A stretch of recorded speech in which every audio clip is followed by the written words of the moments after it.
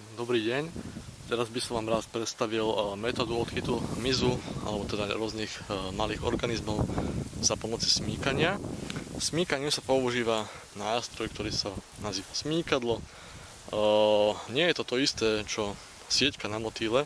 Môžete si všimnúť, že to v tomto prípade nie je gulaté, ale má to taký slzičkovitý tvar.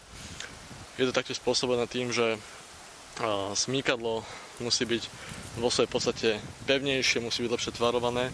Akokoľvek počas smýkania sa predierame cez trávnatý porast, môžu tam byť rôzne pevnejšie rastliny, ktoré by nám obyčajnú sieťku na motýle, ktorá je pomerne krehká, mohli dotrhať.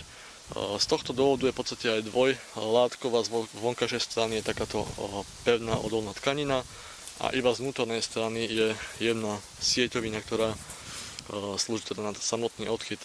Vzduch zo smýkania preniká koncom, kde sa nám samozrejme aj zachytáva rôzny hmyz. Samozrejme smýkame substrát, trávnatý porast, alebo teda nejakú lúku. Robí sa to takým spôsobom, že sa robia smyky po približne 180 stupňoch, hlavne cez ten najhomogénnejší porast. Z vedeckého hľadiska väčšinou sa používa 50 takýchto záberov smykaním, a to z toho dôvodu, že pre veľkú časť organizmov je práve týchto 50 smykov reprezentatívnych a znamená približne 1 meter štvorcový, čo sa týka početnosti jedincov štatisticky. Na našom smýkadle avšak nie je rúčka, v tomto prípade by mala byť približne 80 cm až 100 cm dlhá. No, takže ideme si aspoň tak jednoduchosti ukázať, ako sa smýká a potom si pozrieme, čo sme nachytali.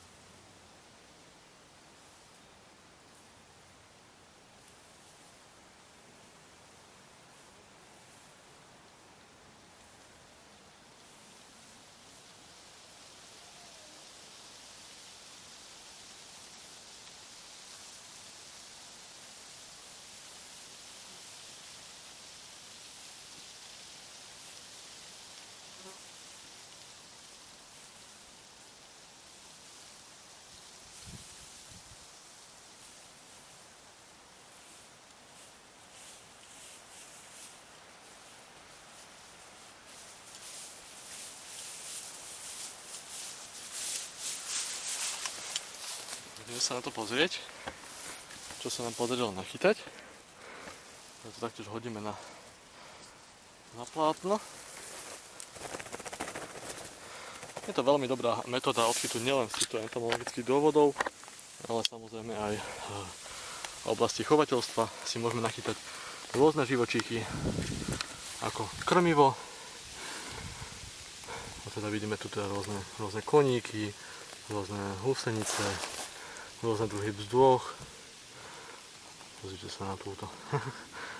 Samozrejme mravce, toto je Campanotus vagus, rôzne druhy pavúkov, samozrejme nespočet, možno nejaké hymenoptery.